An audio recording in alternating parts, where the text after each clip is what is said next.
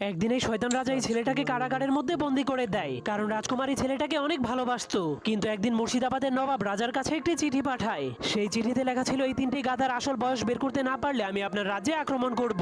এজন্য রাজা নিজের রাজ্যকে বাঁচানোর জন্য বিজ্ঞানীদেরকে এই গাধাগুলো সঠিক বয়স বের করতে বলে, কিন্তু কেউ এই গাধাগুলোর সঠিক বয়স বলতে পারেনি। এজন্য রাজকুমারী লুকিয়ে লুকিয়ে সেই ছেলেটার কাছে গিয়ে বিষয়টা জানায়। তখন ছেলেটা বলে, তুমি গাধাগুলোকে 1, 2 এবং 3 বছর পুরনো রুটি খেতে দিবে, তাহলে গাধাগুলো নিজেদের বয়স অনুযায়ী সেখান থেকে রুটি খাবে। যার ফলে রাজা সেই গাধাগুলো সঠিক বয়স বের করতে পেরে রাজকুমারীর উপর অনেক খুশি হয়ে যায়। এটা দেখার পর নবাব অনেক রেগে রাজাকে আবার একটা চিঠি পাঠায়। সেই চিঠিতে লেখা ছিল, এই তিনটি ছুরির মধ্যে কোনটি সৈনিকের, কোনটি কৃষকের এবং কোনটি ভদ্রলোকের আপনাকে সঠিকভাবে খুঁজে বের করতে হবে। এবার ছেলেটা রাজকুমারীকে আগুন জ্বালিয়ে সেই ছুরিগুলোকে মাটিতে গেড়ে দিতে বলে। এরপর যেটার ভেতর থেকে রসুনের ঘ্রাণ বের হবে সেটা হবে কৃষকের, আর যেটার ভেতর থেকে সেন্টের ঘ্রাণ বের হবে সেটা হবে ভদ্রলোকের, এবং যেটার ভেতর থেকে রক্ত বের হবে সেটা হবে সৈনিকের। তখন সবগুলো সঠিক উত্তর দেখার পর নবাব হার মেনে যায়। এরপর রাজা রাজকুমারীর কাছ থেকে আসল